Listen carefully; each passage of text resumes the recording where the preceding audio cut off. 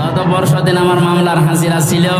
জজ সাহেব যতগুলো মামলা ছিল সব ঢিসমিস করে দিয়েছে, বলে মামলার কোনো বিচার করা যায়। আপনারা জানেন সাবেক আইজি আব্দুল্লাহ আল মামুন এবং তার আগেরটা শহীদুল ইসলাম, দুইজনেই ধরা পড়ার পরে এখন 7 দিন আর 8 দিন করে রিমান্ডে আছে। এদের নির্দেশে নাকি এদেশের হাজারের উপরে ছাত্র ছাত্রীকে গুলি করে দুনিয়া থেকে বিদায় দেওয়া হয়েছে। রিমান্ডে এখন এরা আমাদের যে অবস্থা করেছিল, মাটির নিচে নিয়ে কালো কাপড় দিয়ে চোখ বেঁধে পেছনে হ্যান্ডকাপ দিয়ে ঝুলিয়ে ডান্ডা বেড়ি পায়ে দিয়ে দড়ি মাথায় টাঙিয়ে 11 ঘন্টা টাঙিয়ে রেখেছিল। আমার মনে হয় এদেরকে, আমার তো বিনা কারণে, আর এদের তো কারণ আছে। আবু সাইদ, মুগ্ধ, ইয়ামিন, আবু রায়হান সহ যত মানুষ হত্যা হয়েছে এবং এই কয়েকদিন আগে যে ভ্যানের উপরে লাশ তোলা হচ্ছিল সেই লোকটাও ধরা পড়েছে। এদেরকে এখন আমাদেরকে যে দেখায় তো এই ডিম, এদের এই ডিম যদি একটু দেখান এমনি সব স্বীকার করবে। অনেক কাফেরের সালেমের মানে পাপ পরিপূর্ণ হয়ে গেছে। কত মানুষের যে বরদোয়া তার উপরে, বাইরে এখন আমি যাচ্ছি, এখন টের পাচ্ছি যে মানুষ কি পরিমাণে ঘৃণা করে এই মানুষটাকে। এদের জন্য অপমানজনক শাস্তি আমি আল্লাহ দুনিয়ার আখেরাতে রেডি করে রাখি। তার বাস্তব প্রমাণে কালামানিক বেশি পর্যন্ত নাকি জনগণ উড়িয়ে ফিরেছে। আপনি টের পাচ্ছেন কত বড় অপমান। ও মনে হয় মরে যাওয়া ভালো। প্রশাসনের ভাইরা এখন আর বলা লাগছে না, কারণ প্রশাসন তো এখন না হলেও আমরা পারছি। কয়েকদিন আগে যে আনসার বাহিনী দিয়ে একটা বিশৃঙ্খলার চেষ্টা চালিয়েছিল কিছু জালেমেরা, জালেম যারা, এদের অন্তরে আল্লাহ মোহর মেরে দেয়। এই জন্য ও মরণের আগে আর ভালো হয় না। এমনকি মরণের আগে যদিও চেষ্টা করেও যে ভালো হয়ে যাব, আল্লাহ ওকে আর সুযোগ দেয় না। এর এই জুলুমের কারণে ওকে আল্লাহ এমন ভাবে মরণ দেয়, পৃথিবীতে ও ইতিহাস হয়ে থাকে। ওয়ালা ইয়াহসাবান্নাল্লাযীনা কাফারু আন্নামা নুমলি লাহুম খায়রুল লিআনফুসিহিম ইন্নামা নুমলি লাহুম লিয়াজদাদু ইসমা ওয়া লাহুম আযাবুম মুহিন।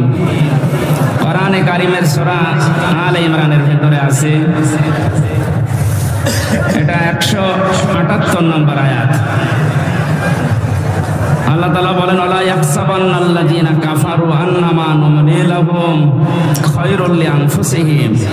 হে নবী, যারা কাফের এই মানুষগুলো মনে করে আমরা ক্ষমতার চেয়ারে বসে আছি, আল্লাহ মনে হয় আমাদেরকে ভালোবেসে কল্যাণের জন্য রেখে দিয়েছে। ইন্নামা নুমলি লাহুম লিয়াজদাদু ইসমা। অথচ আমি আল্লাহ ওদেরকে সমস্ত ক্ষমতা বা চেয়ার বা টাকা পয়সা অর্থ সম্পদ দিয়ে রাখি এই কারণে যেন ওদের পাপের মাত্রা পরিপূর্ণ হয়ে যায়। আমরা তো কোরআনের আয়াতের সাথে বাস্তবতা মিলিয়ে দেখছি, অনেক কাফেরের জালেমের মানে পাপ পরিপূর্ণ হয়ে গেছে। কত মানুষের যে বরদোয়া তার উপরে, বাইরে এখন আমি যাচ্ছি, এখন টের পাচ্ছি যে মানুষ কি পরিমাণে ঘৃণা করে এই মানুষটাকে। আল্লাহ শেষের দিকে দিয়েছেন ওয়ালাহুম আযাবুম মুহিন। এদের জন্য অপমানজনক শাস্তি আমি আল্লাহ দুনিয়ার আখেরাতে রেডি করে রাখি। তার বাস্তব প্রমাণে কালামানিক বেশি পর্যন্ত নাকি জনগণ উড়িয়ে ফিরেছে। আপনি টের পাচ্ছেন কত বড় অপমান। ও মনে হয় মরে যাওয়া ভালো। গত বর্ষদিন আমার মামলার হাজিরা ছিল। জজ সাহেব যতগুলো মামলা ছিল সব ঢিসমিস করে দিয়েছে, বলে মামলার কোনো বিচার করা যায়। আমি মনে করলাম যে প্রশ্ন করি যে স্যার, আপনার হাতেই তো 3 বছর ছিল এই মামলাটা, তখন তো জামিন দিলেন না, এখন হঠাৎ করে কি এমন শক্তি আপনার ভেতরে ভর করেছে? হয়তো জিজ্ঞাসা করলে বলবে যে আমার হাত বাঁধা ছিল, এখন আমার হাত খোলা আছে। সাদাকে সাদা, কালোকে কালো বলার সময় এখন, কারণ কোনো চাপ নেই। ছাত্র জনতার মাধ্যমে যে বিষয় আমরা পেয়েছি, আমরা এইরকমই একটা দেশ চাই যারা যে দায়িত্বে থাকবে যেন কোনো চাপে না থাকে। আপনারা জানেন সাবেক আইজি আব্দুল্লাহ আল মামুন এবং তার আগেরটা শহীদুল ইসলাম, দুইজনেই ধরা পড়ার পরে এখন 7 দিন আর 8 দিন করে রিমান্ডে আছে। এদের নির্দেশে নাকি এদেশের হাজারের উপরে ছাত্র ছাত্রীকে গুলি করে দুনিয়া থেকে বিদায় দেওয়া হয়েছে। রিমান্ডে এখন এরা আমাদের যে অবস্থা করেছিল, মাটির নিচে নিয়ে কালো কাপড় দিয়ে চোখ বেঁধে, পেছনে হ্যান্ডকাপ দিয়ে ঝুলিয়ে, ডান্ডা বেড়ি পায়ে দিয়ে, দড়ি মাথায় টাঙিয়ে 11 ঘন্টা টাঙিয়ে রেখেছিল। আমার মনে হয় এদেরকে, আমার তো বিনা কারণে, আর এদের তো কারণ আছে। আবু সাইদ, মুগ্ধ, ইয়ামিন, আবু রায়হান সহ যত মানুষ হত্যা হয়েছে এবং এই কয়েকদিন আগে এসে ভ্যানের উপরে লাশ তোলা হচ্ছিল, সেই লোকটাও ধরা পড়েছে। এদেরকে এখন আমাদেরকে দেখায় তো এই ডিম, এদের এই ডিম যদি একটু দেখান, এমনি সব স্বীকার করবে। সুতরাং যে মানুষগুলো জালেম ছিলেন, যারা জালেমের সহযোগী ছিলেন, জেনে বুঝে আপনি আর মুসলমান নেই, আপনি কাফের হয়ে গেছেন। এটা তো আমি বানালাম নাকি?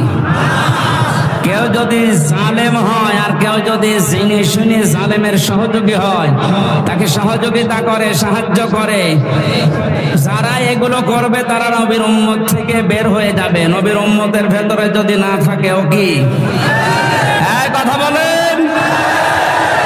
আমি মনে করলাম জিজ্ঞাসা করে যে স্যার আপনি এতদিন তো এই কাজ করলেন না, হঠাৎ করে